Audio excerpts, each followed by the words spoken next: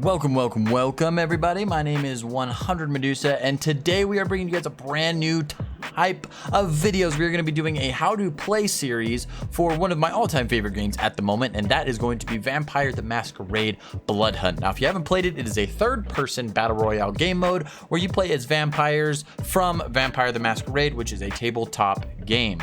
Now, all of these different vampires in the game have different abilities, and so I thought, why not make a little bit of a series on what each individual character, for lack of a better term, does in the game and what their abilities are and what the best way to play them is. I figured that this would help everybody out that's kind of new to the game. It's a game that doesn't get a whole lot of player base behind it, but it is one of my favorites. So if you haven't heard it and for some reason you're watching this video, well, go check it out because it's a fantastic game. Now, this video specifically is going to focus on the Bruja clan, which is one of the types of vampires that you can play in the game. Specifically, we are going to focus on the Brute. Now, in Vampire the Masquerade Bloodhunt, there are two different types of Bruja. You have the Brute and the Vandal that you can pick between. Now, the Brute is going to be one of my favorites, specifically for the second ability that it offers. Now, both Brute and Vandal carry the same first ability, which is called Soaring Leap. Now, this is going to be pretty basic, as you perform a powerful jump forward. It doesn't necessarily mean that you go forward specifically. It just whichever way your character is currently moving, whether side to side, if you turn around and use it behind you, whichever way you're facing, that is the way that it's going to propel you. Super simple, super easy. This can be used as a getaway or even a gap closer, or just something for fun to jump across the rooftops and look super cool while you're doing it. Now, let's move on to the second ability. This is going to be Shockwave Punch.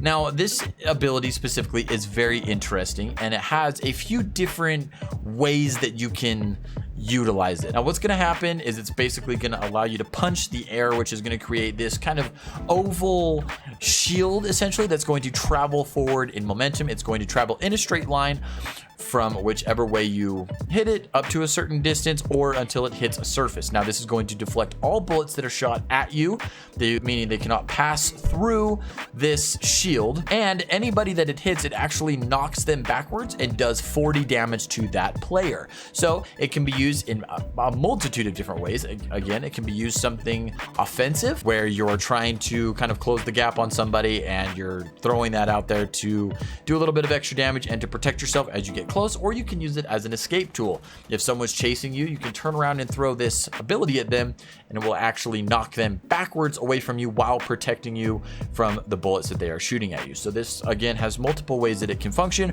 but this is one of my favorites for that specific reason. Now, what their passive is, it's going to be called True Grit. Now, this they basically regenerate damage very quickly because of this. It really rewards you for being in the fight and then using your abilities to get out of the fight, and then using those same abilities to get back in the fight to just keep going. Brujas love to fight. They will do whatever they can to pursue that battle, to pursue that fight. How do you specifically play this character? Well, you're going to want to be up and in people's faces. You're going to want to be a part of the action.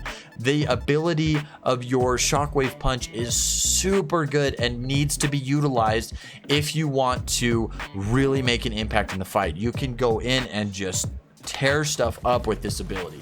If you don't use the ability, you're not really getting the full effects, which means that you're kind of, you're not really doing the best that you can do, and I'm here to help you do the best that you can do. Now, this is just a short little video on how to play the Brute specifically. I will be doing one of these little 5-minute videos on every single different playable character that's in the game, because I know that it can be kind of daunting when you start a new game to figure out which character you like, which character's abilities you're gonna vibe with, all that sort of stuff. Now, I started with the Brute specifically because it is the one that I play and I know the most about, and as I'm learning the rest of them, I wanted to be able to pass this information along to you guys. Now, if you did enjoy the video, please be sure to leave a like as well as comment down below and let me know which vampire you would like me to focus on next.